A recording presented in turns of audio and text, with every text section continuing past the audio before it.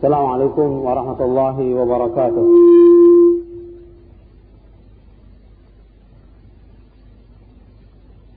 Innal hamdalillah nahmaduhu wa nasta'inuhu wa nastaghfiruh wa na'udzu billahi min shururi anfusina wa min sayyiati a'malina. Man yahdihillahu fala mudilla lahu wa man yudlil fala hadiya lahu. Asyhadu an la ilaha illallah wahdahu la syarika lahu wa asyhadu anna Muhammadan 'abduhu wa rasuluh. يا أيها الذين آمنوا اتقوا الله حق تقاته ولا تموتن إلا وأنتم مسلمون. يا أيها الناس اتقوا ربكم الذي خلقكم من نفس واحدة وخلق منها زوجها وبث منهما رجالا كثيرا ونساء واتقوا الله الذي تساءلون به والأرحام إن الله كان عليكم رقيبا. يا أيها الذين آمنوا اتقوا الله وقولوا قولا سديدا يصلح لكم أعمالكم ويغفر لكم ذنوبكم ومن يطع الله ورسوله فقد فاز فوزا عظيما. أما بعد فإن أصدق الحديث كتاب الله وخير الهدي هدي محمد صلى الله عليه وعلى آله وسلم وشر الأمور محدثاتها وكل محدثة بدعة وكل بدعة ضلالة وكل ضلالة في النار. Ikhwan fiddin, a'azakumullah. Pada sore hari ini insyaallah kita akan membahas tentang al-huquq az-zawjiyah, tentang hak-hak suami istri, yang mana banyak dari kaum muslimin yang belum mengetahui tentang hak-hak suami istri dan juga kewajiban dia dalam membina rumah tangga, dalam mendidik istri dan juga mendidik anak-anaknya. Atau ada juga yang tahu, akan tetapi dia termasuk orang-orang yang lalai. Nah, sebelum kita bahas tentang huquq zaujiyah, ini penting juga saya ingatkan bahwa Rasulullah SAW selalu menganjurkan kepada syabab, artinya kepada anak muda yang memang dia sudah waktunya untuk menikah, agar segera menikah. Karena banyak dari kaum muslimin yang dia mestinya sudah cukup untuk menikah tapi ditunda dengan berbagai pertimbangan, sehingga dia lebih senang dengan maksiat, atau dengan dia menunda pernikahan itu justru dia tidak dapat menundukkan pandangan dan justru akan terus bangkit syahwatnya. Padahal Nabi SAW bersabda dalam hadis yang sahih yang diriwayatkan oleh Imam Bukhari dan Muslim dan yang lainnya, Nabi bersabda, "Ya ma'syarasy syabab, man istata'a minkumul ba'ata falyatazawwaj. فإنه أغض للبصر وأحسن الفرج ومن لم يستطع فعليه بالصوم فإنه له وجاء." Nabi bersabda, "Ya ma'syarasy syabab, wahai anak muda, man istata'a minkumul ba'ata falyatazawwaj. Barang siapa di antara kalian yang mampu untuk menikah, hendaklah ia segera menikah. Karena menikah itu, kata Rasulullah, aghaddu lil basar, dapat menundukkan pandangan, wa ahsanul farj, dan dapat menjaga kemaluan. Faman lam yastati', dan barang siapa yang belum mampu, fa alaihi bisawm, maka hendaklah ia berpuasa. Fa innahu lahu wija, karena sungguhnya puasa itu adalah sebagai pengembiri, artinya dapat menahan hawa nafsunya. Hadis ini sahih diriwayatkan oleh Imam Bukhari dan Muslim. Anjuran Nabi SAW tentang menikah dengan kata-kata ya ma'syar syabab, adalah wahai anak muda, adalah kalian segera menikah. Ini anjuran untuk menyelamatkan kaum muslimin dari kerusakan. Karena dijelaskan oleh para ulama bahwa di antara manfaat menikah itu, dengan dia menikah maka dia akan menundukkan pandangan, akan terjaga kehormatannya, atau dengan kata lain terpelihara dirinya. Artinya akan terpelihara dirinya dari maksiat dan juga dari jatuh kepada perbuatan zina. Dengan dia menikah itu, dengan itu dia akan menjaga dirinya dari perbuatan yang akan membawa dia kepada perbuatan yang fahisyah, yang sangat jelek, yang sangat keji, yaitu perzinaan. Nah, dengan dia menikah, dia akan menjadi orang yang afaf atau orang yang afif, yang terpelihara. Karena itu dalam hadis dikatakan ada 3 golongan yang Allah akan tolong.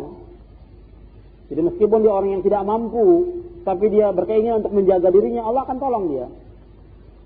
Yang pertama, yaitu kata Rasulullah SAW, seorang yang nakih yuridul afaf, orang yang menikah, yang dia tujuannya dalam menikah itu untuk menjaga dirinya. Kemudian orang yang berjihad di jalan Allah, dan kemudian seorang hamba yang ingin melunasi hutangnya agar dia terbebas, tidak menjadi seorang hamba lagi. Nah, yang saya tekankan di sini satu ini, yaitu an-nakih yuridul afaf, kata Nabi. Seorang anak muda yang menikah yang tujuannya supaya terjaga, terpelihara dirinya dari maksiat. Karena di sekitar kita tidak lepas daripada maksiat. Yang kita lihat di hadapan kita, di belakang kita, di mana saja, itu yang ada perempuan-perempuan yang kasiyat, ariyat, yang berpakaian tapi telanjang. Karena itu diperintahkan untuk segera kita menikah. Jadi antara tujuan menikah itu afat, menjaga kehormatan kita, menjaga pandangan kita, dan juga menjaga kemaluan kita. Karena kalau mulut kita bisa kita jaga, kemudian juga kemaluan bisa dijaga, itu juga termasuk yang kata Nabi, aku akan jamin masuk surga, kata Rasulullah. Kata Nabi, barang siapa yang menjaga di antara 2 bibirnya dan yang menjaga di antara kedua pahanya, atman lahul jannah, aku akan jamin dia masuk surga, kata Rasulullah. Jadi barang siapa yang dapat menjaga itu, aku akan jamin masuk surga, kata Rasulullah.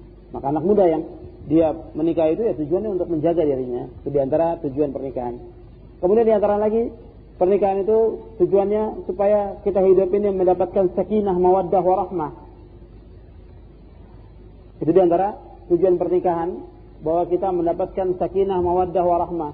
Sebagaimana disebutkan oleh Allah dalam surah Rum, surah yang ke-30 ayat 21. Allah berfirman, "Wa min ayatihi an khalaqa lakum min anfusikum azwajan litaskunu ilaiha wa ja'ala bainakum mawaddatan wa rahmah inna fi dzalika laayatin liqaumin yatafakkarun." Dan di antara tanda-tanda kekuasaan Allah, Allah menciptakan bagi kamu dari diri kamu berpasang-pasangan, litaskunu ilaiha, supaya kamu mendapatkan ketenangan dengannya, wa ja'ala bainakum mawaddatan wa rahmah, dan Allah menjadikan bagi kamu mawaddah, kecintaan, wa rahmah, dan kasih sayang. Inna fi dzalika laayatin liqaumin yatafakkarun. Sesungguhnya pada yang demikian itu sungguh-sungguh ada tanda-tanda bagi kaum yang berpikir. Jadi antara tujuan pernikahan juga yaitu supaya mendapatkan sakinah, mawaddah, warahmah. Jadi seorang yang belum nikah, meskipun dia kaya raya, meskipun dia mempunyai kedudukan, mempunyai pangkat, mempunyai segala macam fasilitas, tapi dia tidak akan mengalami ketenangan. Meskipun dia orang yang kaya raya, tapi dia tidak menikah dengan pernikahan yang sah, pernikahan yang islami. Artinya menurut akad yang sah secara syariat Islam, dia tidak menikah, maka dia tidak akan mengalami kebahagiaan dan tidak akan mengalami ketenangan dalam hidupnya, dan tidak akan mengalami mawaddah, cinta yang sebenarnya. Karena Nabi sallallahu alaihi wasallam bersabda, "Lam yura lil mutazawwijina mislun nikah." Artinya Rasulullah tidak pernah melihat kecintaan. Lam yura lil mutahabbina mislun nikah. Kata Rasulullah, aku belum pernah melihat kecintaan yang betul-betul cinta itu melainkan adanya pada pernikahan. Jadi cinta yang benar itu adanya pada pernikahan.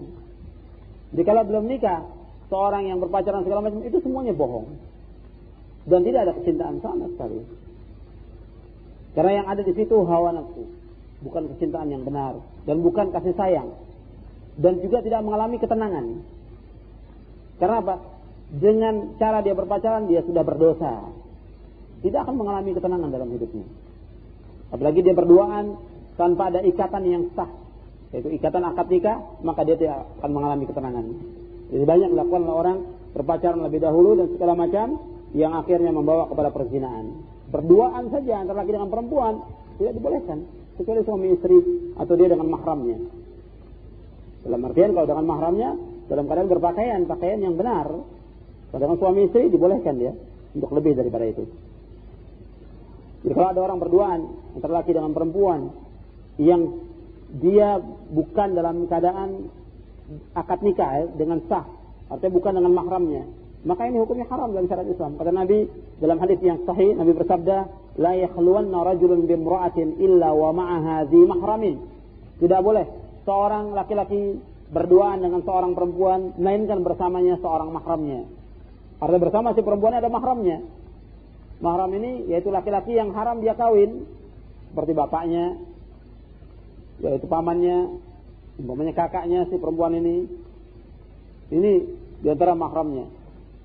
Jadi kalau ada mahramnya, maka berduaan dengan perempuan ini ada dilihat kepentingannya. Bukan berarti kalau ada mahramnya berarti pacaran itu boleh, tidak demikian. Artinya dalam syar'i diatur. Yang ada dalam Islam itu seorang dia melihat wanita, kemudian dia pinang, istilahnya khidbah, kemudian setelah itu dia menikah. Jadi tidak ada istilah pacaran dalam Islam itu, tidak ada. Dan orang yang demikian itu tidak akan mengalami ketenangan dalam hidup. Jadi pernikahan itu yang ada dalam pernikahan itu yang ada kecintaan yang benar dan juga yang ada sakinah, ketenangan yang benar dalam pernikahan. Dan ini sabda Rasulullah SAW. Kata Nabi, lam yura lil mutahabbina mislun nikah. Aku tidak pernah lihat dua orang yang saling mencintai seperti adanya dalam pernikahan. Kemudian di antara lagi manfaat dari pernikahan itu, dari sekian banyak manfaat, yaitu Nabi SAW menjelaskan, yang dijelaskan oleh para ulama, yaitu mempunyai keturunan.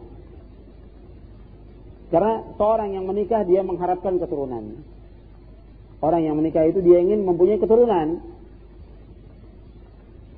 Dan dengan dia mempunyai keturunan, dia bisa mengharapkan anak-anak ini menjadi anak-anak yang saleh. Kemudian di antaranya lagi juga dengan dia menikah itu menambah jumlah kaum muslimin. Menambah jumlah kaum muslimin.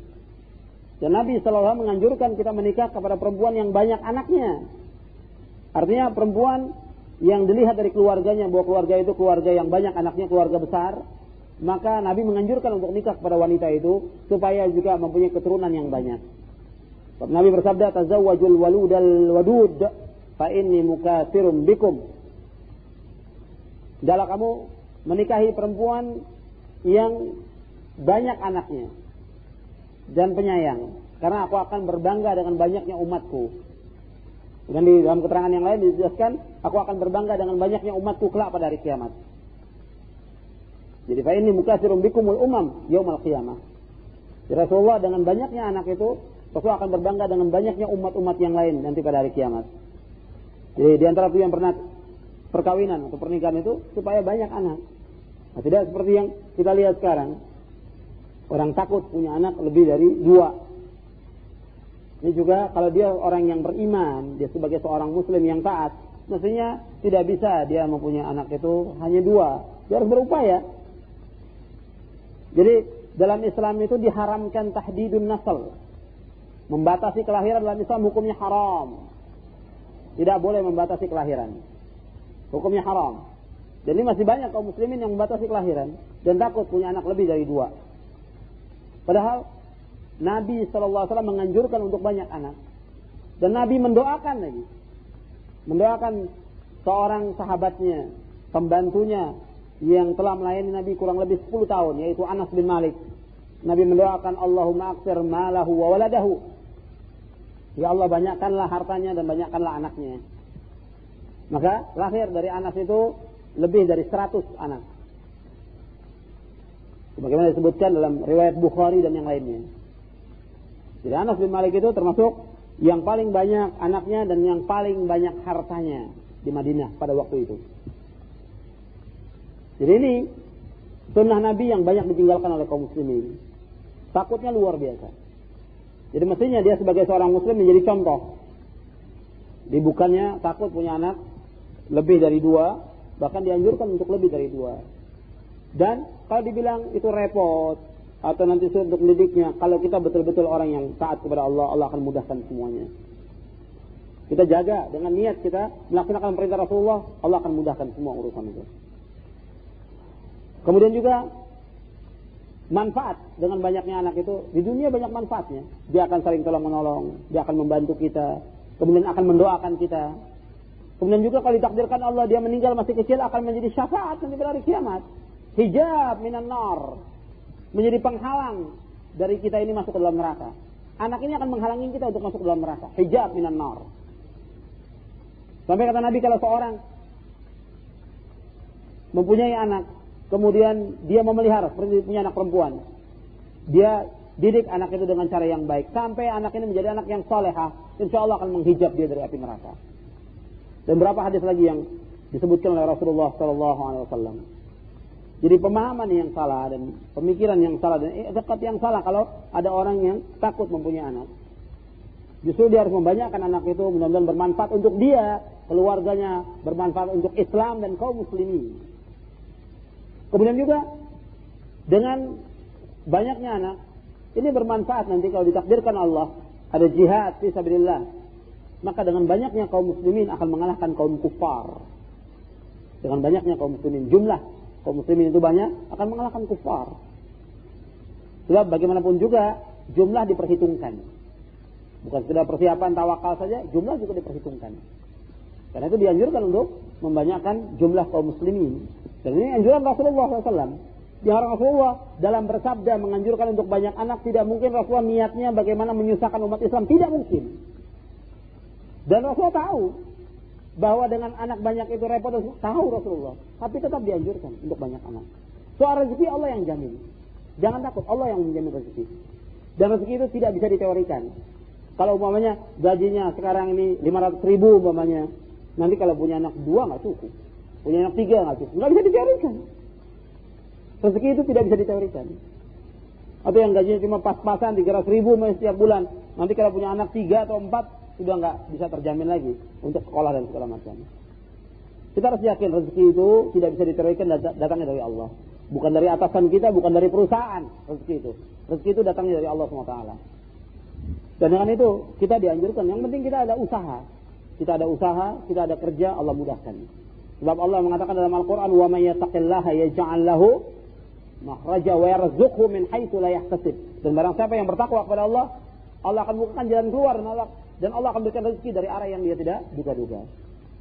Ini diantara sekian banyak saya kembali lagi, diantara manfaat pernikahan itu, yaitu membanyakkan anak. Dengan banyaknya anak, kita yakin bahwa Allah pasti akan memberikan rezeki kepada kita. Itu harus kita yakin. Dan kita tidak boleh takut dengan banyaknya anak itu. Jadi jangan kita membatasi kelahiran itu. Kalau soal capek, soal repot atau sakit, ya seluruh kaum wanita mengalami yang demikian. Jutaan. Dan bukan sekarang saja. Bahkan miliaran yang seperti itu. Jadi jangan kita kemudian mengatakan mengikuti maunya wanita, ya nggak apa-apalah, sudah dibatasi saja dengan memakai alat kontrasepsi atau yang lainnya, justru akan membahayakan dia. Dan semua dokter mengakui itu tentang bahayanya. Ini tentang masalah dianjurkannya kita menikah dan juga manfaat dari pernikahan, bagaimana dijelaskan oleh para ulama tentang masalah ini. Kemudian kalau dia sudah menikah, sudah masuk ke jenjang pernikahan, sudah melaksanakan walimah, maka dia harus tahu ketika dia sebagai seorang suami dan ketika si wanita ini menjadi seorang istri, dia harus tahu tentang hak-hak dan kewajiban. Nah, tentang hak-hak dan kewajiban ini ada beberapa hadis Nabi sallallahu alaihi wasallam. Di antaranya Nabi sallallahu alaihi wasallam bersabda kepada seorang sahabat ketika sahabat ini bertanya kepada Rasulullah, yaitu dari sahabat Muawiyah bin Haidah. An Muawiyah bin Haidah radhiyallahu anhu qala, qultu ya Rasulullah, ma haqqu zawjati ahadina alayhi? Qala an tut'imaha idza ta'imta wa taqsuha idza iktasaita wa la tadribil wajha wa la tuqabbih wa la tahjur illa fil bait. Akhrajahu Abu Daud wa Ibnu Majah wa Ahmad bi isnadin sahih dari Muawiyah bin Haidah, mudah-mudahan Allah meridainya, ia berkata, aku bertanya, ya Rasulullah, apa hak seorang istri yang harus dipenuhi oleh suaminya? Jadi apa hak seorang istri yang harus dipenuhi oleh suaminya? Dijawab oleh Rasulullah sallallahu alaihi wasallam, an tut'imaha idza ta'imta. Engkau memberikan makan apabila engkau makan. Wa taqsuha idza iktasaita. Dan engkau memberikan pakaian apabila engkau berpakaian. Wala tadribil wajha. Dan janganlah engkau pukul mukanya. Wala tuqabbih. Dan janganlah engkau menjelek-jelekannya. Wala tahjur illa fil bait. Dan janganlah engkau tinggalkan melainkan di dalam rumah. Artinya janganlah engkau meninggalkan dia, artinya berpisah tempat tidur melainkan hanya dalam rumah. Hadis ini diriwayatkan oleh Imam Abu Daud, Imam Ahmad dan Ibnu Majah, dan hadis ini sanadnya sahih. Di sini disebutkan oleh Rasulullah ketika ditanya apa hak istri yang harus dipenuhi oleh suaminya. Yang pertama di sini antut'imaha idza ta'imta, yaitu engkau memberikan makan apabila engkau makan. Yang pertama memberikan makan apabila engkau makan, dengan istilah lain memberikan nafkah, memberikan nafkah. Jadi kalau sebelum terjadinya akad, di antara syarat akad yang harus dipenuhi oleh seorang calon suami yaitu mahar. Memberikan mahar yang bukan bagian dari nafkah, maka dia harus memberikan mahar. Ini termasuk syarat yang harus dipenuhi. Kemudian setelah terjadinya akad, maka dia wajib memberikan nafkah. Di antaranya dengan dasar ayat Al-Quran dalam surah Al-Baqarah ayat 233. Dalam surah Al-Baqarah ayat 233 Allah berfirman, وَعَلَى الْمَوْلُودِ لَهُ رِزْقُهُنَّ وَكِسْوَتُهُنَّ بِالْمَعْرُوفِ لَا تُكَلَّفُ نَفْسٌ إِلَّا وُسْعَهَا. Allah berfirman dalam surah Al-Baqarah ayat 233, وَعَلَى الْمَوْلُودِ لَهُ رِزْقُهُنَّ وَكِسْوَتُهُنَّ بِالْمَعْرُوفِ. Dan kepada bapak wajib memberikan nafkah kepada mereka, atau kepada istri-istri mereka, wa kiswatuhunna, dan juga memberikan pakaian kepada mereka bil ma'ruf, dengan cara yang ma'ruf. Jadi Allah memerintahkan kepada bapak untuk memberikan nafkah kepada istri mereka dan juga memberikan pakaian dengan cara yang ma'ruf.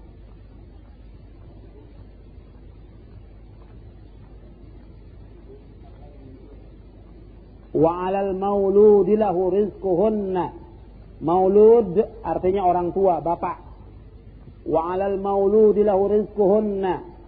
Dan kewajiban ayah memberikan makan dan pakaian kepada para ibu. Maksudnya di sini rizquhunna kepada mereka. Mereka di sini wanita. Wanita di sini yang dimaksud adalah wanita yang dicerai. Yang jelas anak kita, kalau umpamanya seorang suami mencerai istrinya, anak itu ada pada ibunya. Karena yang lebih berhak mengurus anak itu ibunya. Kecuali kalau si ibu ini nikah lagi. Kalau si ibu ini nikah lagi, maka dia kembali si anak ini kepada ayahnya. Atau memilih si anak ini kepada siapa yang dia pilih. Tapi hak yang kuat ketika suami menceraikan istrinya, anak ini dibawa oleh ibunya. Kecuali kalau ibunya nikah lagi. Nah sekarang, si istri yang dicerai oleh suaminya ini, karena sebelumnya ayat-ayatnya berkenaan dengan masalah talak, dengan masalah cerai. Si ibu ini wajib diberikan nafkah, karena dia mengurusi anak. Kalau ibu yang dicerai, artinya istri yang dicerai karena dia mengurus anak, itu diberikan nafkah, apalagi yang tidak dicerai. Begitu mafhumnya. Kalau yang dicerai, yang ditalak itu, karena dia mengurus anak kita, kita berikan nafkah, apalagi yang tidak dicerai. Yang jelas masih statusnya suami istri, wajib diberikan nafkah. Jadi maksud di sini ibu yang mengurusi anak. Jadi kaitannya dengan masalah perceraian dan juga kaitannya dengan masalah penyusuan di sini. Kemudian ayat yang kedua yang menunjukkan tentang wajib memberikan nafkah dalam surah At-Talaq ayat 7.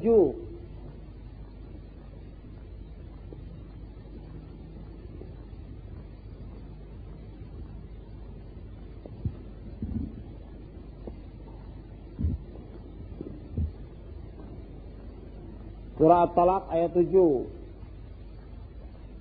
Allah berfirman dalam surah At-Talaq surah 65 ayat 7, liyunfiq dzu sa'atin min sa'atihi wa man qudira 'alaihi rizquhu falyunfiq mimma ataahu Allah la yukallifu Allahu nafsan illa ma ataaha sayaj'alu Allahu ba'da usri yusra. Hendaklah orang yang mampu memberi nafkah menurut kemampuannya, dan orang yang disempitkan rezekinya hendaklah memberi nafkah dari harta yang diberikan Allah kepadanya. Allah tidak memikulkan beban kepada seorang melainkan sekedar apa yang Allah berikan kepadanya. Allah kelak akan memberikan kelapangan sesudah kesempitan. Dalam ayat ini, yaitu orang yang mampu memberikan nafkah menurut kemampuannya, sedangkan orang yang sempit rezekinya yang memberikan nafkah itu menurut kadar rezeki yang Allah berikan kepadanya. Jadi soal memberikan nafkah wajib, meskipun dia orang yang miskin, tetap wajib memberikan nafkah kepada istrinya, meskipun dia adalah orang yang miskin. Jadi hukum memberikan nafkah, hukumnya wajib. Karena itu seorang suami, di sini disebutkan, engkau memberikan makan apabila engkau makan. Kita kembali kepada hadis yang tadi, ya, apabila engkau makan, engkau harus memberikan makan. Artinya engkau memberikan nafkah kepada istrimu. Dan ini wajib, memberikan nafkah. Karena itu, seorang suami, seorang kepala rumah tangga, dia harus mencari nafkah. Tidak boleh dia bermalas-malasan dan tidak boleh dia bergantung kepada orang lain. Artinya untuk memberikan nafkah kepada istrinya atau anaknya dia bergantung kepada orang lain tidak boleh. Harus dia punya usaha. Harus dia usaha, dia harus kerja dengan kemampuannya. Jadi dalam Islam itu sangat dicela kalau orang itu suka minta-minta, itu sangat dicela. Dan kita jangan bergantung pada orang lain. Jadi harus usaha, kemudian kita memberikan nafkah itu kepada istri kita. Dan kita yakin kalau burung saja, burung yang dia terbang kata Nabi pagi hari, sore hari pulang dalam keadaan kenyang, dia sudah ikhtiar keluar dari rumahnya. Maka sore hari dia mendapatkan makan dari Allah dengan dalam keadaan perut kenyang. Jadi setelah ikhtiar, tawakal. Karena itu seorang harus ikhtiar dulu, kemudian baru tawakal. Nggak bisa tawakal dulu. Ikhtiar dulu, usaha dulu. Keluar dari rumah, mencari nafkah, kemudian ikhtiar. Kemudian tawakal. Itu yang dikatakan oleh Rasulullah, "Lau annakum tatawakkaluna 'ala Allahi haqqa tawakkuli la razaqakum kama yarzuqu at-tayra taghdu khimasan wa taruhu bitana." Rawahu Tirmidzi. Kata Nabi, kalau seandainya kalian tawakal kepada Allah dengan sepenuh-penuh tawakal, maka kalian akan diberikan rezeki oleh Allah. Sebagaimana Allah memberikan rezeki kepada burung. Pagi hari dia keluar dalam keadaan kosong perutnya, kemudian wataruhu bitana, dan pulang dalam keadaan kenyang. Ya sudah ada ikhtiar. Hadis ini derajatnya hasan dan dia mengatakan hadis hasan sahih yang diriwayatkan oleh Imam Tirmidzi. Jadi keluar dulu ikhtiar, kemudian dia baru tawakal. Jadi soal yang pertama ini memberikan nafkah seorang suami ini hukumnya wajib. Dan dia harus berusaha semaksimal mungkin. Dan memberikan nafkahnya yang harus perhatikan lagi, dia harus memberikan nafkah kepada istri dan anaknya itu dengan uang yang halal, bukan yang haram, dengan yang thayyib. Sebab Allah tidak akan menerima dari sesuatu yang haram. Inna Allah Ta'ala thayyibun la yaqbalu illa thayyiba. Sesungguhnya Allah adalah thayyib dan Allah tidak menerima melainkan yang thayyib. Ya, tidak boleh kita memberikan makan kepada istri atau anak dengan uang yang haram.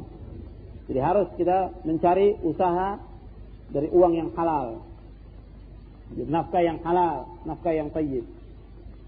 Dan nafkah yang diberikan oleh seorang suami kepada istrinya itu lebih besar nilainya daripada yang dia infakkan di jalan Allah, daripada yang dia infakkan untuk orang miskin, atau yang dia infakkan untuk memerdekakan seorang hamba. Lebih besar ganjarannya yaitu infak atau nafkah yang diberikan kepada istrinya. Kata Nabi, dinarun anfaqtahu fi sabilillah, wa dinarun anfaqtahu fi raqabatin, wa dinarun tasaddaqta bihi ala miskinin, wa dinarun anfaqtahu ala ahlik, a'zamuha ajran alladhi anfaqtahu ala ahlik. Rawahu Muslim. 1 dinar yang kau sedekahkan atau engkau infakkan untuk jalan Allah, untuk jihad fisabilillah. 1 dinar engkau infakkan untuk memerdekakan seorang hamba. 1 dinar yang kau sedekahkan untuk orang miskin, dan 1 dinar yang kau infakkan untuk istrimu, untuk keluargamu, itu lebih besar ganjarannya allazi anfaqtahu ala ahlik. Yang lebih besar ganjarannya yang kau infakkan kepada keluargamu. Ini menunjukkan bahwa memberikan nafkah kepada istri itu lebih besar nilainya daripada memberikan nafkah kepada orang miskin atau memberikan seorang hamba atau jihad fisabilillah. Jadi ini tentang masalah nafkah, dan orang itu akan diganti dan mendapatkan ganjaran yang besar. Bahkan dalam hadis disebutkan dalam riwayat Bukhari Muslim, kata Nabi, apabila engkau infakkan, nafkahkan kepada istrimu 1 nafkah, itu akan diganjar, akan diberikan ganjaran, bukan sia-sia.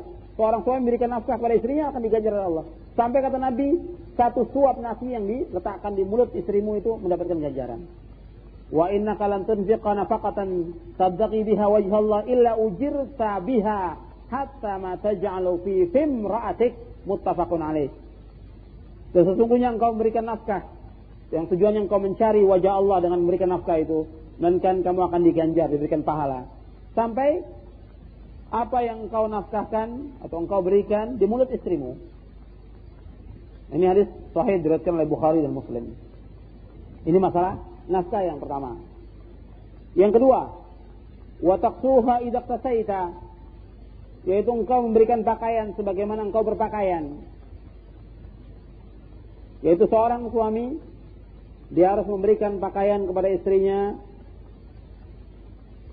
sebagaimana dia berpakaian. Kalau seorang suami berpakaian dengan menutup aurat, maka seorang istri pun berpakaian harus menutup aurat. Batasnya aurat suami, artinya batasnya aurat laki-laki. Aurat laki-laki batasnya itu antara lutut sampai pusat, atau pusat sampai lutut. Jadi paha itu termasuk aurat.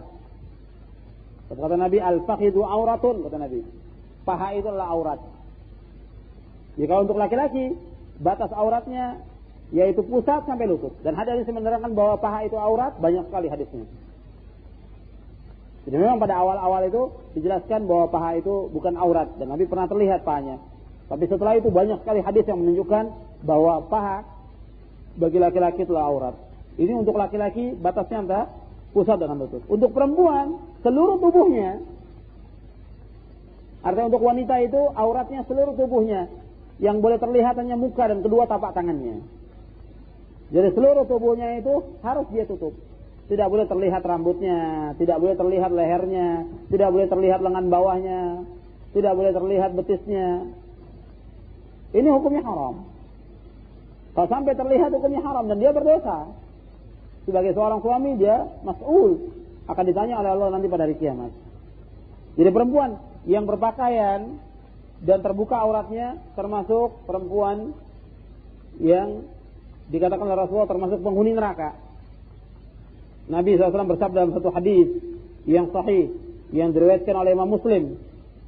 Nabi bersabda, "Sinfani min ahli an-nar lam arahuma qaumun ma'hum siyatun ka'adnabil baqar yadribuna biha an-nas wa nisa'un kasiyatun 'ariyatun mumilatun ma'ilat ru'usuhunna ka'asnimatil buqtil ma'ilah la yadkhulna al-jannata wa la yajidna rihaha wa inna rihaha la yujadu min masirati kadza wa kadza."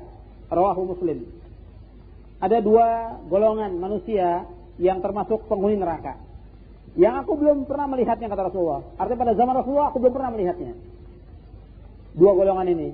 Yang pertama adalah satu kaum yang mereka membawa cemeti, membawa pecut, ka'aznabil baqar, seperti ekor sapi, yadribuna bihan nas, yang dia memukulkan manusia dengan cemeti ini. Kemudian yang kedua, wanisaun kasiyatun ariyat, perempuan yang berpakaian tapi telanjang. Mumilatun ma'ilat, yang dia berjalan berlenggak-lenggok, ma'ilatun ru'usuhunna, dan kepalanya digoyangkan, ka'asnimatil bukhtil ma'ilah, seperti punuk onta yang condong. La yadkhulna jannata, mereka tidak masuk surga, wala yajidna rihaha, dan mereka tidak mencium bau surga. Wa inna rihaha la yujadu min masirati kada wa kada, sedangkan baunya surga itu tercium sejauh perjalanan segini dan segini. Jadi perempuan yang mengenakan pakaian yang pendek, tipis, pakaian yang ketat, transparan, yang tidak menutupi auratnya seluruhnya, ini termasuk dari wanita yang Nabi katakan termasuk min ahlin nar. Perempuan yang termasuk penghuni neraka. Apalagi kalau dia berpakaian yang sudah tidak menutup aurat, kemudian dia menyerupai laki-laki. Terkena laknat lagi. Sebab Rasulullah melaknat perempuan yang memakai pakaian laki-laki dan laki-laki yang memakai pakaian perempuan. Kemudian Rasulullah juga melaknat perempuan yang menyerupai laki-laki dan laki-laki yang menyerupai perempuan. Beberapa hadis yang sahih menyebutkan seperti itu. Jadi seorang suami dia wajib memberikan pakaian busana muslimah kepada istrinya yang menutup auratnya. Jadi busana muslimah yang bukan dengan mode-mode yang sekarang, berbagai macam mode. Dia tutup auratnya. Ada beberapa syarat yang disebutkan oleh para ulama tentang pakaian itu. Jadi pakaian itu tidak boleh ketat, tidak boleh tipis, tidak boleh memakai parfum, tidak boleh menyerupai laki-laki, tidak boleh pakaian yang syuhrah, tidak boleh juga pakaian yang menyerupai pakaian orang kufar dan yang lainnya. Bukan yang menyolok. Ada berapa syarat atau berapa kriteria busana muslimah yang disebutkan oleh para ulama. Di antaranya yang lebih jelas lagi, antum bisa baca, yaitu jilbab al-mar'atul muslimah yang ditulis oleh Syekh Muhammad Nasiruddin Albani. Dan disebutkan di situ tentang kriteria busana muslimah. Jadi bukan sekedar asal model, yang penting pakai busana muslimah, modelnya model topi. Ya. Ada lagi yang penting pakai pakaian dengan pakaian yang menyolok, dengan warna-warni yang menyolok. Ini juga tidak dibenarkan. Ada yang pakai parfum, juga tidak boleh perempuan pakai parfum. Dia boleh di rumahnya. Sampai ke masjid saja dilarang oleh Rasulullah. Bahkan larangannya keras, kata Rasulullah, ayyuma imra'atin marrat ala qaumin ayyuma imra'atin ista'tarat famarat ala qaumin liyajidu rihaha fahiya zaniyah. Kata Nabi, siapa saja dari wanita yang dia memakai minyak wangi, kemudian dia melewati satu kaum, tercium baunya, maka dia perempuan zina, kata Nabi. Hadis ini sahih diriwayatkan oleh Tirmizi dan yang lainnya. Ini juga termasuk dosa-dosa yang dianggap biasa oleh kaum wanita. Dan ini termasuk dosa. Jadi ada berapa lagi yang dilanggar oleh wanita dan banyak suami yang diam. Nah, kalau sebagai seorang suami, hak wanita ini harus dipenuhi. Bagaimana? Ya dia harus memberikan pakaian yang sempurna. Dan kalau dia melanggar harus dilarang, bukan dibiarkan. Dilarang kalau dia melanggar memakai busana yang tidak menutup auratnya, atau busana yang ya menurut umumnya atau model-model yang ada sepertinya busana muslimah tapi pada hakikatnya bukan busana muslimah, maka suami harus bertindak. Sebab dia ar-rijalu qawwamuna 'alan nisa, laki-laki yang sebagai pengurus wanita, dan dia wajib ditaati. Nanti saya akan jelaskan tentang bagaimana hak suami yang harus dipenuhi oleh istri. Nanti saya akan jelaskan. Jadi yang kedua ini tentang masalah si suami ini wajib memberikan pakaian busana muslimah. Dan harus dia menyuruh supaya istrinya pakai busana muslimah. Dengan berbagai cara supaya si istri ini pakai busana muslimah. Kemudian juga kalau dia sudah punya anak yang sudah balik, juga harus dia suruh anaknya yang wanita ini memakai busana muslimah. Tidak boleh dia biarkan. Jadi kalau kita berpakaian menutup aurat, maka juga istri menutup aurat. Tidak ada, antum bisa lihat, tidak ada seorang suami ke kantor pakai celana pendek. Tutup aurat, saya itu pakai tutup aurat. Dari mulai pusat sampai lutut, tidak ada. Mesti dia pakai yang lebih sempurna. Tapi kalau istrinya, dibiarkan saja. Keluar ke pasar dan segala macam dalam keadaan terbuka. Si suami sendiri tidak mau. Kalau sampai terlihat yang lainnya. Yang padahal bukan aurat. Seperti ini bagian atas. Dari mulai pusat ke atas, bukan aurat. Betis ke bawah, bukan aurat. Tapi tidak mau dia keluar demikian. Atau ke kantor seperti itu tidak mau dia. Tapi kalau istrinya keluar belanja sayuran, terbuka auratnya. Ya. Atau kemana? Ke rumah tetangganya, terbuka auratnya. Dan dibiarkan. Dan ini berdosa. Suami itu hilang rasa hayanya, si perempuan juga hilang rasa. Dan nggak ada ghirah. Ghirah itu artinya rasa cemburu. Mesti dia sebagai seorang suami, mesti ada rasa cemburu. Istrinya dilihat oleh sekian banyak orang. Mesti ada rasa cemburu. Dan itu kalau dia sudah tidak punya rasa cemburu, maka dia nanti akan menjadi dayus. Dayus ini orang yang membiarkan adanya kejelekan dalam rumah tangga, waliyadzubillah. Ya, sampai di sini dulu karena sudah masuk waktu maghrib. Insyaallah sudah salat maghrib kita lanjutkan lagi. Wassalamualaikum warahmatullahi wabarakatuh. Alhamdulillah wassalatu wassalamu ala Rasulillah. Asyhadu an la ilaha illallah wa la syarika lahu wa asyhadu anna Muhammadan abduhu wa rasuluh. Allahumma shalli ala Muhammad wa ala Muhammad amma ba'd. Ayo ikhwah, azakumullah. Kita lanjutkan. Tadi saya sudah jelaskan tentang masalah memberikan nafkah, yaitu yang pertama memberikan makan. Dan memberikan makan menurut kemampuan masing-masing dan harus dia mencari dari yang halal, yang baik, yang thayyib, bukan dari yang syubhat, apalagi mencari uangnya dari yang haram. Ini tidak dibolehkan menurut syariat. Kemudian memberikan pakaian apabila berpakaian. Kemudian di samping memberikan makan, memberikan pakaian, ada lagi yang disebutkan oleh para ulama yang termasuk nafkah juga. Artinya makna nafkah atau nafaqah, yaitu dikatakan oleh para ulama ma yunfiquhul insanu ala iyalihi wa syar'an at-ta'amu wal kiswatu was sukna. Jadi yang dikatakan nafkah itu yaitu apa yang diinfakkan oleh manusia kepada keluarganya, yang diinfakkan oleh seseorang kepada keluarganya, itu yang dikatakan nafkah. Secara syariat yang dikatakan nafkah itu yang memberikan makan, pakaian, wasukna dan tempat tinggal. Ini pun tergantung kepada kemampuan masing-masing. Ini yang dikatakan nafkah. Jadi nafkah itu tergantung dari kemampuan suami yang dia mampu memberikan nafkah, yaitu tentang pakaian, kemudian tentang makan dan juga tentang tempat tinggal. Kemudian dalam hadis ini disebutkan wala tadribil wajha. Di antara hak juga yang harus dipenuhi oleh seorang suami terhadap istrinya, yaitu tidak boleh dia memukul muka. Seorang suami tidak boleh sekali-kali memukul muka istrinya. Bagaimanapun keadaannya yang terjadi dalam rumah tangga, maka tidak boleh sekali-kali seorang suami memukul muka istrinya. Dan ini hukumnya haram. Seorang suami memukul istrinya ini, memukul muka istrinya, hukumnya haram. Jadi kalau ditakdirkan Allah terjadi keributan, artinya seorang istri nusyuz, umpamanya durhaka kepada suaminya, secara syariat dibolehkan seorang suami memukul istrinya setelah dinasehati, kemudian pisah tempat tidur, kemudian juga tidak mampu, kemudian dia boleh memukul dengan dasar ayat Al-Quran dalam surah An-Nisa dan juga berdasarkan hadis Nabi.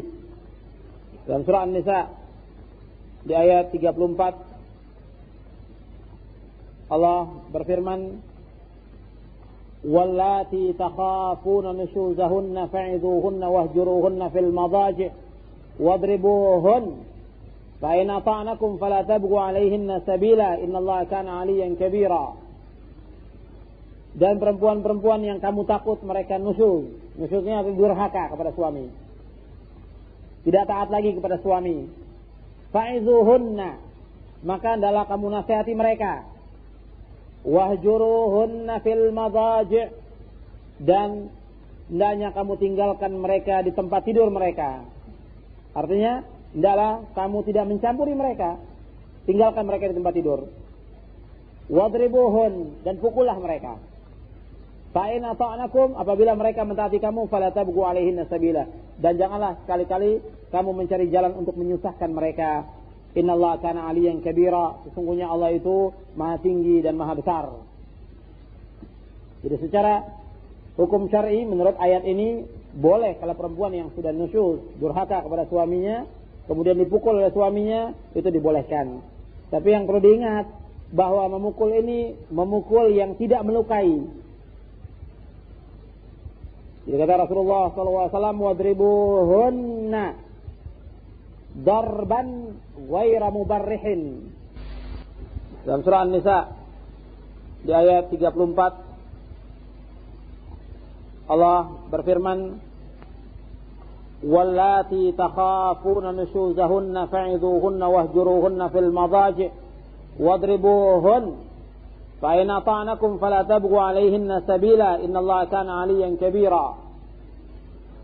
Dan perempuan-perempuan yang kamu takut mereka nusyuz, nusyuznya durhaka kepada suami, tidak taat lagi kepada suami, fa'idhuhunna, maka hendaklah kamu nasihati mereka, wahjuruhunna fil madaji', dan hendaknya kamu tinggalkan mereka di tempat tidur mereka. Artinya hendaklah kamu tidak mencampuri mereka, tinggalkan mereka di tempat tidur. Wadribuhun, dan pukullah mereka. Fa in ata'nakum, apabila mereka mentaati kamu, fala tabghu 'alaihinna sabila, dan janganlah sekali-kali kamu mencari jalan untuk menyusahkan mereka. Innallaha kana 'aliyan kabira, sesungguhnya Allah itu Maha tinggi dan Maha besar. Jadi secara hukum syar'i menurut ayat ini boleh kalau perempuan yang sudah nusyuz, durhaka kepada suaminya, kemudian dipukul oleh suaminya, itu dibolehkan. Tapi yang perlu diingat bahwa memukul ini memukul yang tidak melukai. Jadi kata Rasulullah SAW, wadribuhunna darban ghaira mubarrihin. Dalam hadis yang diriwayatkan oleh Imam Tirmidzi, Rasulullah bersabda, wadribuhunna, pukullah mereka dengan pukulan yang tidak melukai. Jadi pukullah mereka dengan pukulan yang tidak melukai. Darban ghaira mubarrihin. Jadi kalau pukulan yang melukai ini tidak dibolehkan menurut syariat Islam. Jadi darban ghaira mubarrihin artinya pukulan yang tidak membahayakan, yang tidak melukai. Nah, pernah di zaman Rasulullah SAW ada beberapa sahabat yang memukul istrinya. Jadi Nabi pada awalnya melarang memukul wanita karena kebiasaan mereka memukul wanita. Kemudian Nabi larang, la tadribu ima Allah. Kemudian kata Umar bin Khattab, ya Rasulullah, sesungguhnya wanita-wanita itu bertambah berani kepada suami mereka karena tidak boleh dipukul, maka mereka bertambah berani melawan suaminya. Maka Rasulullah SAW memberikan rukhsah, memberikan izin untuk memukul mereka, artinya wanita-wanita yang nusyuz, yang durhaka kepada suaminya. Kemudian setelah para sahabat memukul istri-istri mereka karena mereka melakukan nusyuz, kemudian mereka datang ke rumah Rasulullah. Setelah mereka datang berkumpul di rumah Rasulullah mengadu, ya Rasulullah, sesungguhnya suami kami ini memukul dengan keras dan segala macam. Mereka melaporkan, kemudian mengadukan tentang ehwal suaminya. Kata Rasulullah SAW kepada laki-laki yang memukul istrinya, laisa ulaika bi khiyarikum, sesungguhnya mereka itu bukan orang yang baik di antara kamu. Jadi, kalau mereka suka memukul istrinya, mereka bukan orang yang baik. Laisa ulaika bi khiyarikum, mereka itu bukan orang yang baik. Artinya mereka bukan orang yang baik terhadap istrinya. Sebab Nabi SAW bersabda, khairukum khairukum li ahlihi wa ana khairukum li ahli. Kata Rasulullah, sebaik-baik kalian adalah orang yang paling baik kepada keluarganya, dan aku adalah orang yang paling baik kepada keluargaku. Hadis ini sahih diriwayatkan oleh Imam Tirmidzi dan Ibnu Majah. Kemudian Nabi juga mengatakan, khairukum khairukum lin nisa, sebaik-baik kalian adalah orang-orang yang paling baik kepada istrinya. Hadis ini diriwayatkan oleh Imam Hakim dari sahabat Ibnu Abbas dengan sanad yang sahih. Jadi pada hakikatnya mukul itu dibolehkan, tetapi pukul itu tidak boleh melukai. Dan ini pun di saat dibutuhkan. Tidak setiap waktu seorang istri yang dia nusyuz atau dia melawan sedikit kepada suaminya dipukul. Tidak demikian. Karena di Quran disebutkan nasihati. Kemudian pisahkan tempat tidurnya. Kemudian setelah itu baru dipukul. Disebutkan demikian di dalam surah An-Nisa ayat 34 tadi. Jadi ini masalah memukul, itu hati-hati dan tidak boleh memukul muka. Pada syariat, pada hakikatnya dibolehkan kalau sudah dia nusyuz atau durhaka kepada suaminya, atau sudah tidak mau lagi untuk dikasih nasihat, sudah berkali-kali nasihati, bahkan sudah bisa tempat tidur, tetap dia masih demikian melanggar syariat, maka dibolehkan untuk dipukul, tapi tidak boleh memukul mukanya. Kemudian kata Nabi lagi yang keempat kepada Muawiyah bin Haidah ini, wala tuqabbih, dan janganlah sekali-kali engkau menjelek-jelekkan dia. Jadi seorang suami tidak boleh sekali-kali menjelekkan istrinya dengan mengatakan qabbahakallah, engkau Allah, mudah Allah menjelekkan kamu, atau juga mengatakan bahwa kamu keturunan yang jelek, atau yang lainnya. Karena seorang istri ini sudah dipilih oleh suami dan dia diwajibkan untuk mendidik istrinya. Jadi ada kekurangan wajar dalam rumah tangga itu, mesti ada. Si suami ada, si istri juga ada. Tidak ada yang sempurna. Nah, kekurangan si istri itu jangan dijadikan sebagai tempat tumpuan untuk menjelek-jelekan dia. Artinya dijadikan sebagai sumber dari semua kesalahan yang ada. Sebab seorang suami kalau dia sudah memilih istrinya, dia sebagai kepala rumah tangga dan walinya sudah menyerahkan kepada dia sebagai amanah, dia wajib mendidik bagaimana si istri ini menjadi istri yang salihah, yang bisa melayani suaminya. Karena itu tidak boleh sekali-kali dia menjelekkan. Dan di antaranya juga kita ketika masuk ke jenjang perkawinan atau dalam pernikahan itu, setelah akad nikah dianjurkan kita memegang kepala si istri, minta kepada Allah agar diberikan kepada dia tabiat yang baik dan dilindungi dari tabiat yang jelek. Maka dianjurkan oleh Rasulullah apabila seorang akad nikah, maka hendaklah ia menemui istrinya, dia pegang ubun-ubunnya, pegang kepalanya ini, dia bacakan Allahumma inni as'aluka khairaha wa khaira ma jabaltaha alaih wa a'udzubika min syarriha wa syarri ma jabalta alaih. Ya Allah, sesungguhnya aku minta kebaikannya dan kebaikan tabiat yang ia bawa, dan aku berlindung kepada kejelekannya dan kejelekan tabiat yang ia bawa. Hadis ini sahih, hadis ini termaktub dalam kitab Hisnul Muslim. Ada juga di dalam buku kumpulan doa dalam Al-Quran dan Sunnah. Jadi kita baca, kemudian kita minta kepada Allah agar diberikan kebaikan dari tabiat yang ia bawa, dan kita lindungi dari kejelekan tabiat yang ia bawa. Karena itu tidak boleh dijelekkan apabila datang tabiat yang jeleknya itu, dan kita wajib menasihati dan minta perlindungan kepada Allah dari kejelekannya, dan mudah-mudahan Allah menjadikan dia menjadi istri yang salehah. Jadi doakan. Kemudian yang kelima kata Rasulullah, wala tahjur illa fil bait, dan tidak boleh kamu meninggalkan dia melainkan dalam rumah. Artinya kalau seorang suami murka kepada istrinya, marah kepada istrinya, atau terjadi nusyuz, ketidakharmonisan, ketidakcocokan, bukan berarti si istri harus diusir dari rumah, tidak boleh. Tapi tinggalkan mereka di rumah, tinggalkan mereka di tempat tidur, tidak dicampuri. Wala tahjur illa fil bait, janganlah kamu tinggalkan dia melainkan dalam rumah. Jadi biarkan dia tetap dalam rumah, kemudian si suami mengalah tidur di tempat yang lain, karena tujuannya untuk mendidik. Artinya tujuannya untuk tarbiyah, untuk ta'dib kepada si istri. Kemudian di antara yang lain lagi, sebelum saya lanjutkan, di antara beberapa hadis yang menunjukkan kepada tidak bolehnya kita menjelekkan si istri, yaitu Nabi SAW mengatakan la yafraq mu'minun mu'minatan in kariha minha khuluqan radiya minha akhar. Dalam hadis yang diriwayatkan oleh Imam Muslim, Nabi bersabda tidak boleh seorang mukmin menjelekkan seorang mukminah. Apabila ada akhlak yang dia tidak sukai, mesti Allah akan jadikan di tempat yang lain itu akhlak yang baik. Jadi kalau ada yang jelek, mesti yang lainnya ada yang baik. Tidak semuanya jelek. Ada satu dua yang dia jelek, yang lainnya Allah jadikan padanya kebaikan.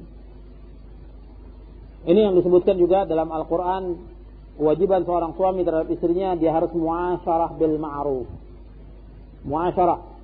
Jadi yang keenam itu muasyarah bil ma'ruf, bergaul dengan istri dengan cara yang baik. Antum bisa lihat ayatnya dalam surah An-Nisa ayat 19.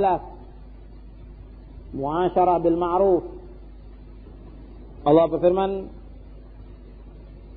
wa'ashiruhunna bil ma'ruf fa in karihtumuhunna fa'asa an takrahu syai'an wa yaj'alallahu fihi khairan katsira. Dalam surah An-Nisa ayat 19, dan bergaulah kamu dengan mereka dengan cara yang ma'ruf, dengan cara yang baik. Di ayat yang terakhir dari ayat 19, surah An-Nisa ayat 19, wa'ashiruhunna bil ma'ruf, dan bergaulah kepada mereka dengan cara yang baik. Fa in karihtumuhunna, dan jika kamu benci kepada mereka, fa'asa an takrahu syai'an, barangkali kamu benci sesuatu, wa yaj'alallahu fihi khairan katsira, dan Allah jadikan padanya kebaikan yang banyak. Jadi muasyarah bil ma'ruf, bergaul dengan istri dengan cara yang baik. Jadi seorang suami dia wajib muasyarah bil ma'ruf kepada istrinya. Jadi kalau ada sesuatu yang dia tidak sukai, atau dia benci, atau dia tidak senang, Allah jadikan padanya kebaikan yang banyak.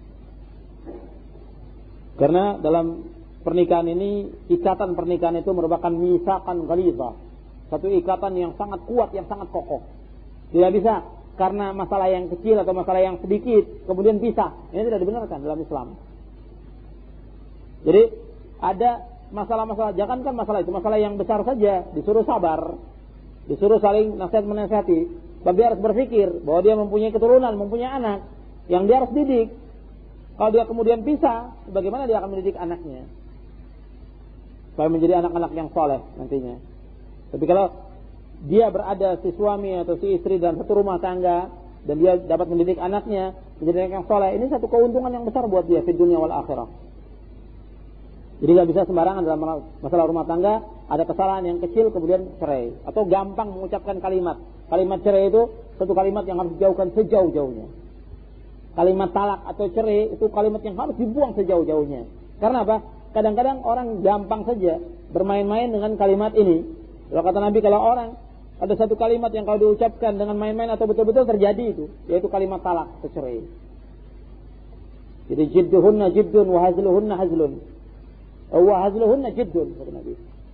Sungguh-sungguhnya terjadi dan bermain-mainnya terjadi tentang kalimat cerai atau talak. Maka itu dijauhkan kalimat itu. Seandainya pun lagi marah, itu juga harus dijauhkan kalimat itu. Jadi dengan kalimat-kalimat yang baik yang harus kita ucapkan dan kita doakan. Atau seandainya pun kita marah, Nabi menganjurkan diam. Dalam syariat Islam, Nabi SAW menganjurkan iza ghadiba ahadukum falyaskut.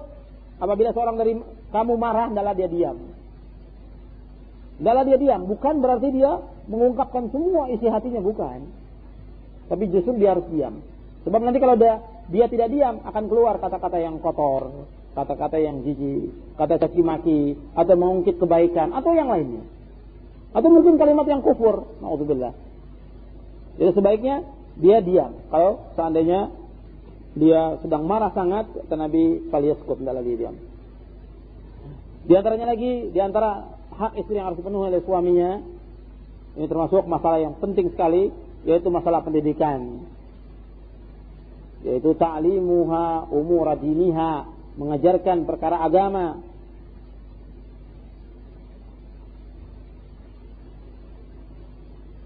Jadi mengajarkan istri dan anak ini perkara agama.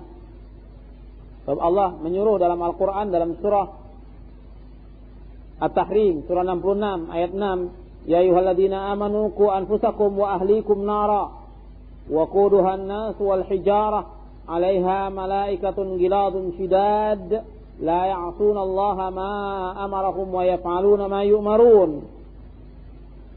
Dalam surah At-Tahrim, surah 66 ayat 6, Allah berfirman, wahai orang-orang yang beriman, jagalah diri kamu dan keluarga kamu dari api neraka, yang bakaran adalah manusia dan batu, yang di atasnya ada malaikat-malaikat yang kejam dan bengis, yang mereka tidak berbuat maksiat kepada Allah dari apa-apa yang Allah perintahkan kepada mereka, dan mereka melaksanakan apa-apa yang Allah perintahkan. Dan mereka tidak pernah berbuat maksiat apa yang Allah perintahkan kepada mereka, dan mereka melaksanakan apa yang diperintahkan oleh Allah. Dalam ayat ini Allah berfirman, wahai orang-orang yang beriman, jagalah diri kamu dan keluarga kamu dari api neraka. Jadi jaga diri dan keluarga dari api neraka, bagaimana menjaganya?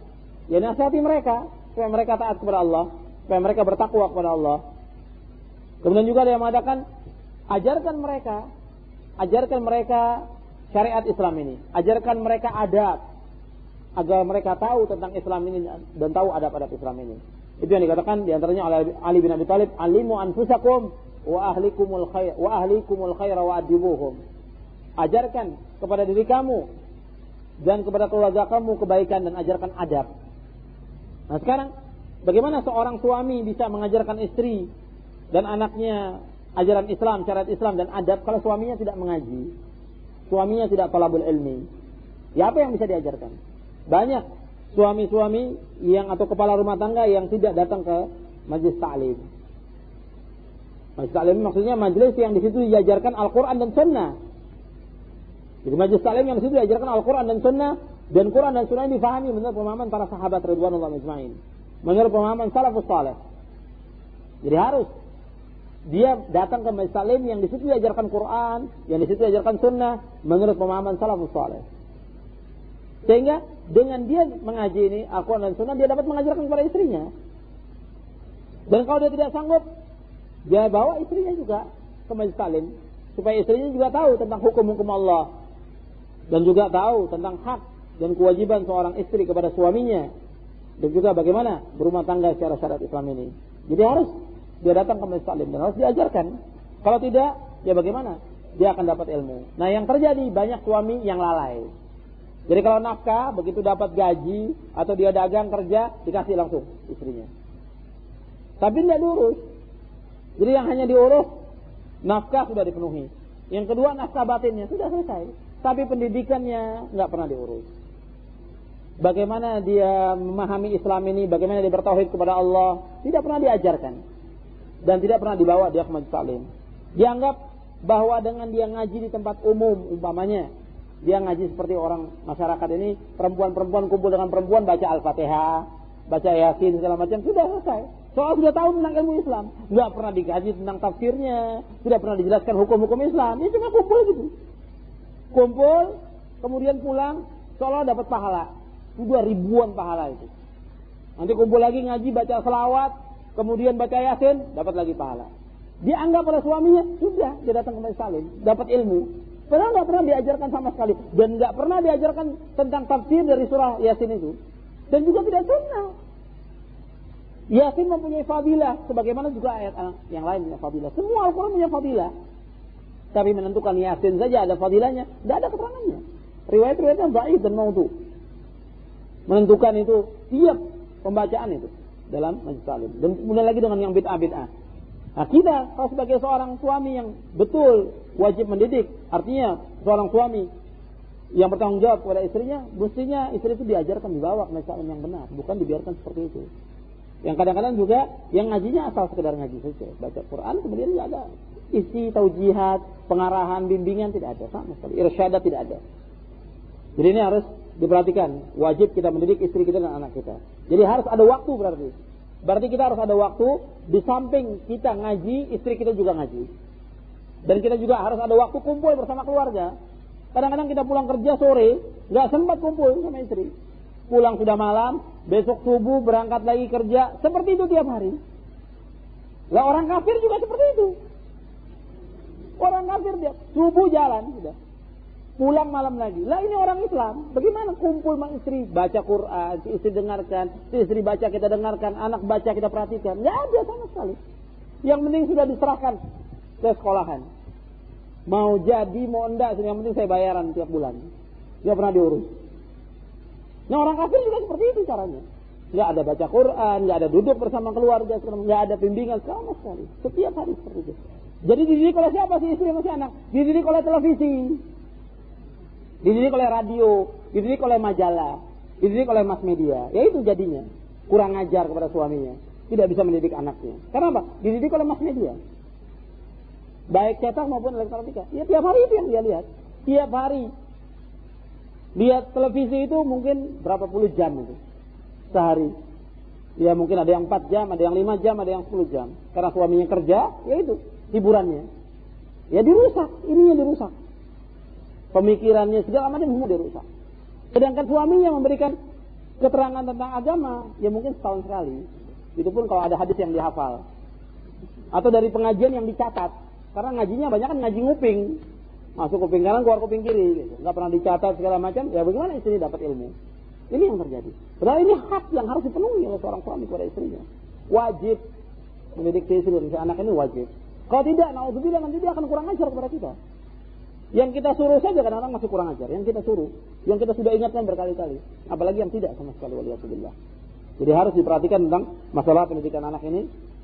Tentang ngajinya, tentang baca Al-Qur'annya, tentang sholatnya, tentang pakaiannya, tentang segala macam. Bacaannya juga harus diperhatikan oleh seorang suami terhadap istrinya.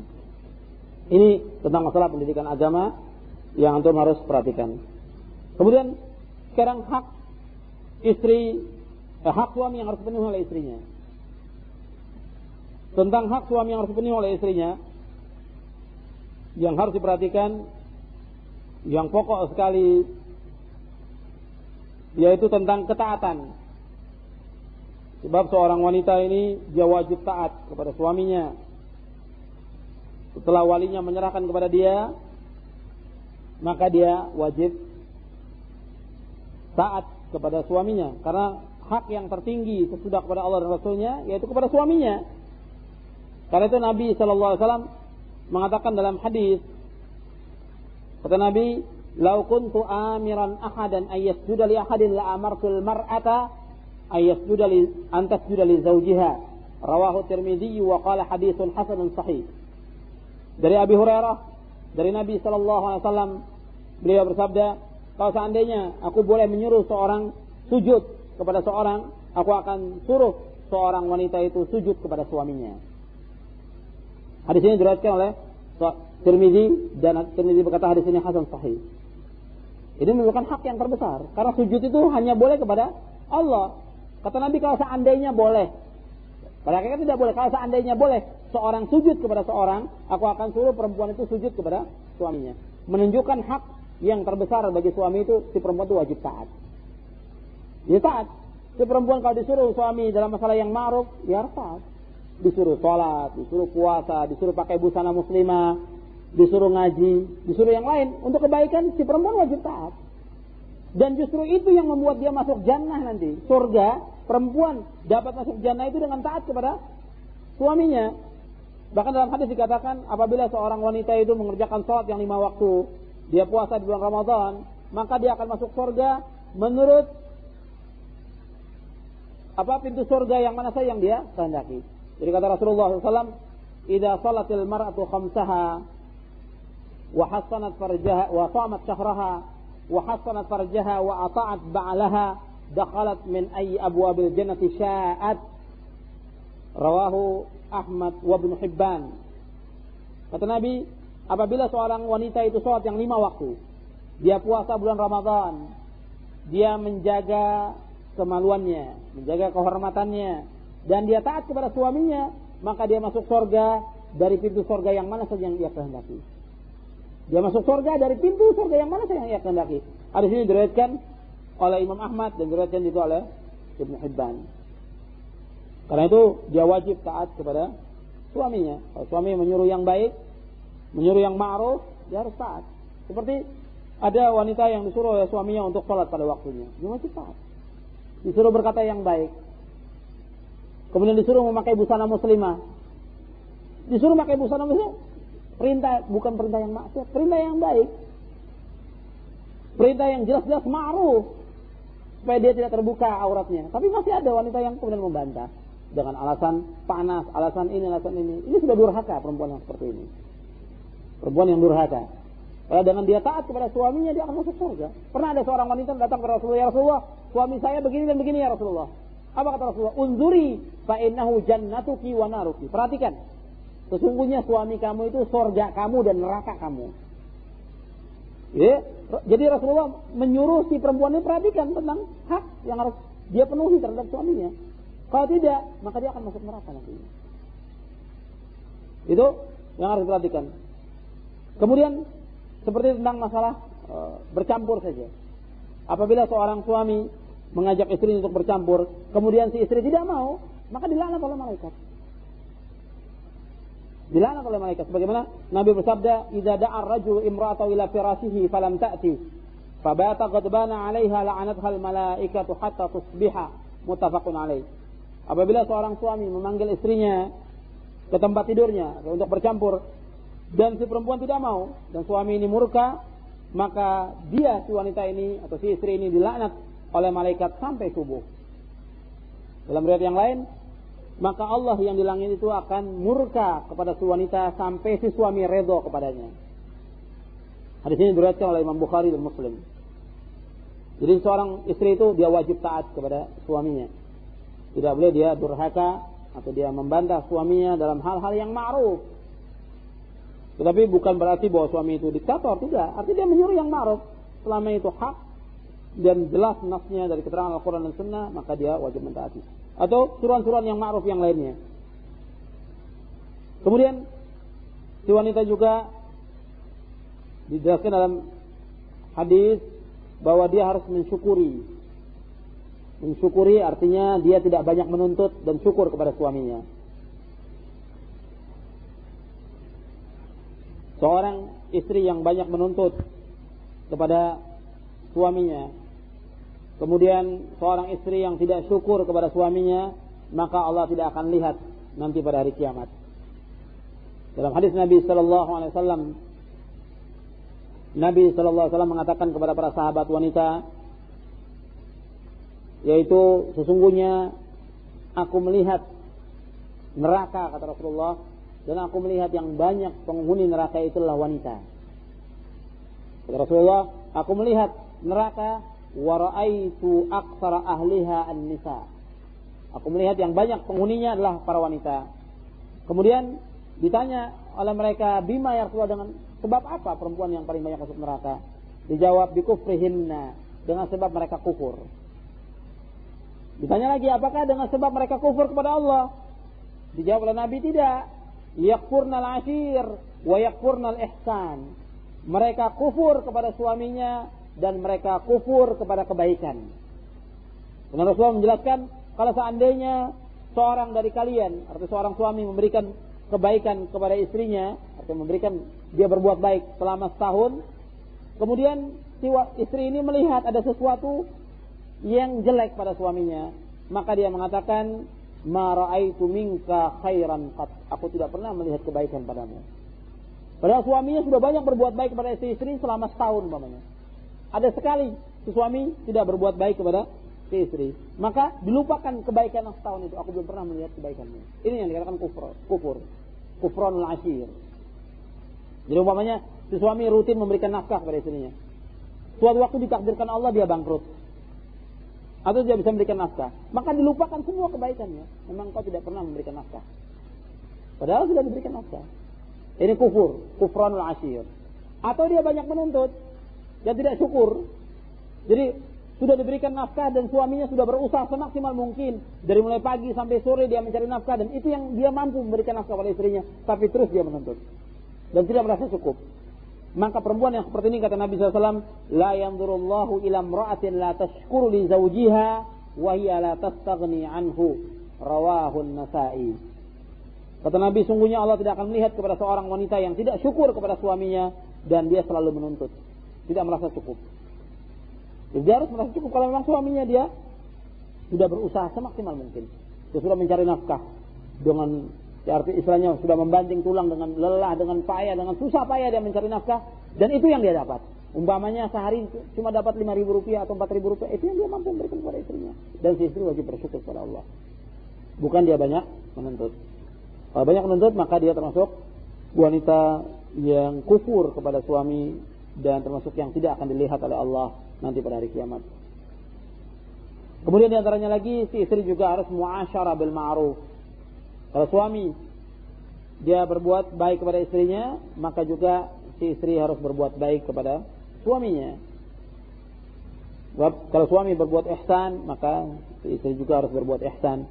Dan dia harus khidmat, artinya melayani suaminya dan juga mengurus anak-anaknya. Jadi wanita, menurut syariat Islam, seorang wanita, seorang istri, dia diperintahkan oleh Allah dan Rasulnya untuk mengurus suaminya, mengurus rumah tangganya, mengurus anaknya. Bukan dia sibuk juga keluar rumah mencari nafkah. Yang mencari nafkah suami. Yang dibebankan mencari nafkah, yang diwajibkan mencari nafkah adalah suami, bukan istri. Istri diperintahkan oleh Allah di mana? Di rumah. Allah mengatakan waqarna fi buyutikunna wala tabarrajna tabarrujal jahiliyatil ula. Dan hendaklah kalian para wanita diam di rumah kalian sebagaimana Allah berfirman dalam surah Al-Ahzab. Waqarna fi buyutikunna wala tabarrajna tabarrujal jahiliyatil ula. Dan hendaklah kalian para wanita diam di rumah-rumah kalian wala tabarrajna tabarrujal jahiliyatil ula. Dan janganlah kalian tabarruj, terbuka, terdedah, tampak aurat itu sebagaimana tampaknya aurat pada jahiliyatul ula, orang-orang jahiliyah yang pertama. Jadi wanita ini diperintahkan dia untuk di rumah, tidak seperti sekarang dengan tuntutan emansipasi dan yang lainnya sehingga mereka mencari nafkah. Cuma dikatakan ya karena rumah tangga ini nggak cukup kalau suami saja.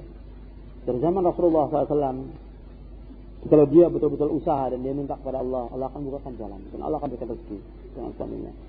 Dengan dia mencari dengan susah payah, dengan sungguh-sungguh dan minta kepada Allah, Allah berikan rezeki. Dan banyak sekali orang-orang yang mempunyai anak 4, 5 dan istrinya tidak kerja bisa memberikan nafkah. Tapi karena dia tidak merasa cukup, ya Allah teruskan. Seperti itu. Dibiarkan oleh Allah, dia dalam keadaan terus tidak merasa cukup. Dan kalau dia qanaah, maka Allah akan berikan kecukupan. Itu banyak hadisnya. Orang yang menjaga dirinya, si perempuan kalau dia di rumah saja, artinya dia mengurus istri, dia mengurus suaminya, mengurus rumah tangganya, mengurus anaknya, maka Allah juga akan memelihara.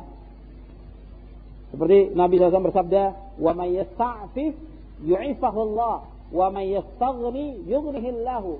Rawahul Bukhari. Kata Nabi, barang siapa yang menjaga diri, menjaga kehormatan dirinya, Allah akan jaga dia. Dan barang siapa yang merasa cukup, maka Allah akan berikan kecukupan kepadanya. Hadis ini sahih diriwayatkan oleh Imam Bukhari. Jadi dia mendidik anaknya, dan ini kewajiban bagi suami istri setelah terpenuhi, artinya ini hak-hak ini harus dipenuhi. Tadi suami sudah saya jelaskan, kemudian istri juga dia wajib taat kepada suaminya, kemudian wajib dia syukur kepada suaminya dan tidak boleh banyak menuntut, dan dia harus muasyarah bil ma'ruf, artinya dia harus bergaul dengan suaminya dengan cara yang baik, dan dia harus memenuhi hak-hak suaminya dalam masalah bercampur dan yang lainnya, atau melayani suaminya dan mengurus anaknya, ini wajib dia lakukan.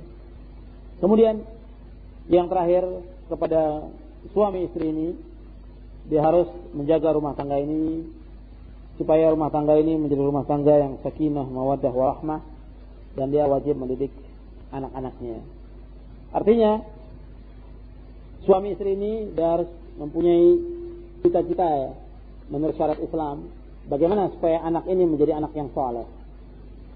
Ya tentunya pertama si suami itu dia harus berusaha menjadi laki-laki yang baik, laki-laki yang bertanggung jawab. Sebab kullukum ra'in wa kullukum mas'ulun an ra'iyatih. Setiap kamu adalah pemimpin dan setiap kamu akan ditanya tentang pimpinannya. Maka dia menjadi orang yang baik, dia berusaha.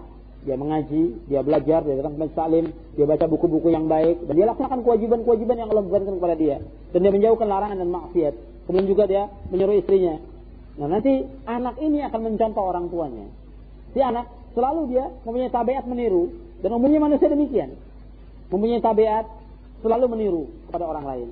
Kalau yang ada dalam rumah itu adalah bapak dan ibunya ini adalah yang baik, yang melaksanakan kewajiban-kewajiban kepada Allah dan menjauhi larangan, si anaknya akan mengikuti demikian.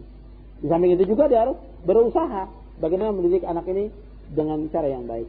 Nabi mengajarkan didik dia untuk mencintai Allah, didik dia untuk mencintai Rasulullah SAW, didik dia untuk membaca Al-Quran. Jadi sejak dini itu sudah diajarkan Al-Quran. Sejak si anak ini umur 2 tahun, 3 tahun, kita ajarkan lafaz-lafaz yang baik, dengan kalimat-kalimat yang baik. Kemudian ajarkan juga baca Al-Quran. Itu yang dilakukan oleh para sahabat dahulu. Jadi kalau kita lihat mereka itu hafal Quran sejak kecil, cuma kita karena lambat, ya, atau karena pengaruh lingkungan atau segala macam, sehingga anak itu juga lambat untuk menghafal ayat-ayat Al-Quran. Tapi kita berusaha juga, meskipun tidak ada umpamanya ditakdirkan Allah tidak ada sekolah tahfidzul Quran. Ya kita harus berusaha mengajarkan dia di rumah bagaimana supaya bisa menghafal Quran. Ya kalau ada tahfidzul Quran ya itu bagus. Tapi bukan berarti kita lepas, tetap di rumah juga harus kita perhatikan. Kemudian sholatnya diperhatikan. Ini juga banyak terjadi, banyak orang tua yang membiarkan anaknya tidak sholat dan tidak menanyakan apakah dia sholat atau tidak. Karena Nabi SAW bersabda, "Muru auladakum bis salati wa hum abna'u sab'in wa hum abna'u sab'i sinin wadribuhum 'alaiha wa hum abna'u 'ashrin wa farriqu bainahum fil madaji'."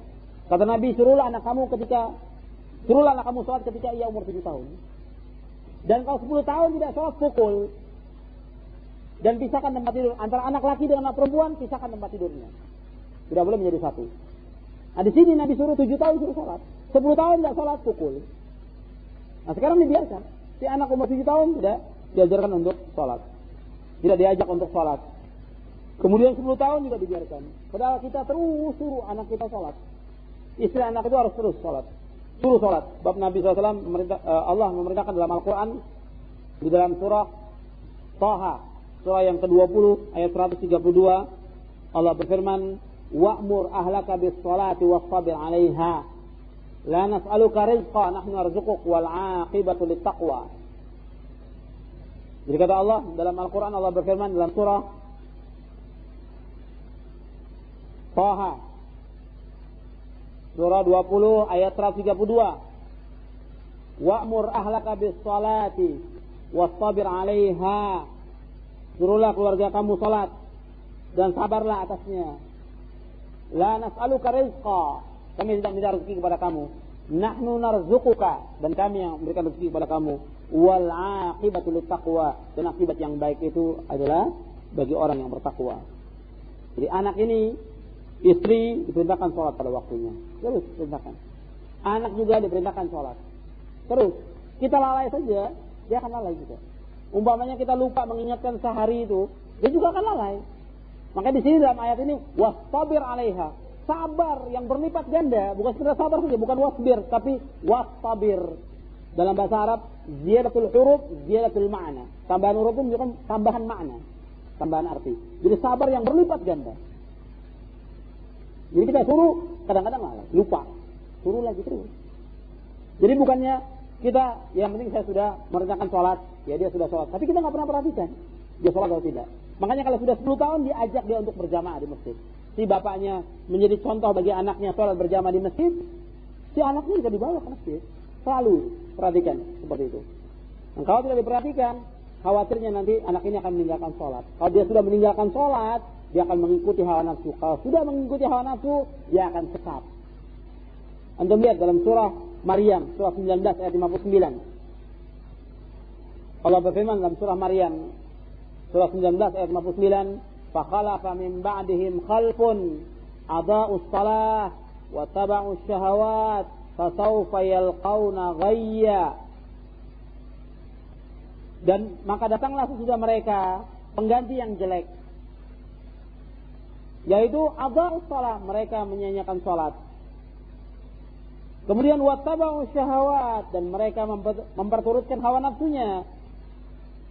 Fasawfa yalqauna ghayya, maka mereka kelak akan menemui kesesatan. Dan Nabi mengingatkan as-shalah, as-shalah, as-shalah. Menjelang wafat Nabi ingatkan salat, salat. Karena yang pertama dihisab pada hari kiamat salat. Jadi ini harus diperhatikan tentang tauhidnya, akidahnya, mengenal Allah, mengenal Rasulullah, cinta kepada Allah, cinta kepada Rasulullah, tentang salat, tentang baca Al-Quran diperhatikan. Kemudian juga perlu diperhatikan lagi tentang akhlaknya. Si anak ini harus dididik akhlaknya. Bagaimana akhlak kepada orang tua, birrul walidain, berbakti kepada orang tua. Ingatkan juga tentang tidak bolehnya durhaka kepada orang tua. Bahwa durhaka kepada orang tua dosa besar, yang paling besar. Kemudian juga bagaimana berkata kepada orang tua. Ini harus diajarkan. Dan memang perlu waktu. Perlu waktu terus kita usahakan dia untuk kita didik dengan cara yang baik. Kemudian juga kita suruh dia untuk mencari teman yang baik. Karena teman pergaulan juga mempengaruhi. Nabi mengatakan al-mar'u ala dini khalil. Seorang itu agamanya tergantung pada temannya. Seorang agamanya itu tergantung pada temannya. Jadi kalau temannya jelek, ya anaknya ikut jelek. Kalau temannya baik, dia akan ikut baik. Ini Nabi yang bersabda, al-mar'u ala dini khalil. Seorang itu agamanya tergantung temannya. Fal yanzur ahadukum man yukhal. Hendaklah seorang dari kamu memperhatikan kepada siapa dia berteman. Jadi harus diperhatikan temannya. Kita tanya, apakah si anak ini SD ataukah SMP ataukah sudah dia dewasa ya, sekolah atau kuliah atau di pesantren? Kita harus lihat temannya kepada siapa dia. Kalau tidak akan terbawa kita pengaruh yang jelek, yang rusak. Jarang susah ya. Yang baik itu mempengaruhi yang jelek, itu sulitnya luar biasa. Tapi yang jelek mempengaruhi yang jelek itu gampang sekali. Gampang sekali. Untuk rusak, kita sudah bina, sudah didik dengan baik, tiba-tiba dia bergaul, kemudian sebentar rusak. Maka ini harus perhatikan tentang akhlaknya. Kepada orang lain juga demikian akhlaknya, ini harus diperhatikan. Itu saja tentang ajaran yang diajarkan oleh Rasulullah kepada para sahabatnya, dan juga penjelasan para ulama tentang bagaimana mendidik anak ini menjadi anak yang soleh. Tapi kita harus perhatikan dulu tentang hak-hak ini. Kemudian juga kita bina istri kita semaksimal mungkin menjadi istri yang salehah. Dan di samping itu juga jangan lupa kita juga mendoakan. Di samping menyuruh istri, menyuruh anak, kemudian kita ngaji sama-sama, duduk sama-sama, baca sama-sama, kita berdoa kepada Allah. Di waktu malam tahajud atau di saat-saat waktu-waktu yang diijabahi oleh Allah, dikabulkan oleh Allah, kita berdoakan.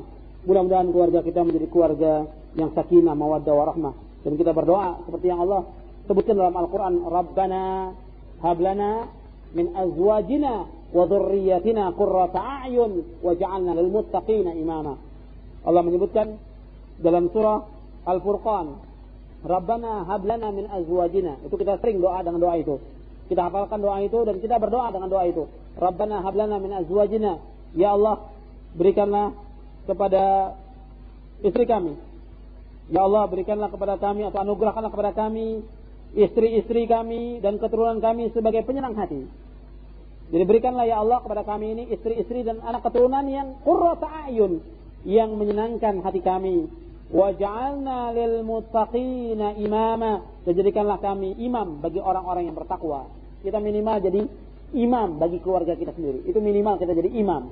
Dihormati oleh istri, dihormati oleh anak-anak kita, dan anak-anak kita adalah anak-anak yang bertakwa. Istri menjadi perempuan yang taqiyah, yang bertakwa kepada Allah, dan juga si anak ini menjadi anak-anak yang bertakwa. Jadi istri bertakwa dan anak bertakwa yang jadi pemimpin. Itu disebutkan oleh Allah dalam surah Al-Furqan, surah yang ke-25 ayat 74. Walladzina yaquluna rabbana hab lana min azwajina wa dhurriyyatina qurrata a'yun waj'alna lil muttaqina imama.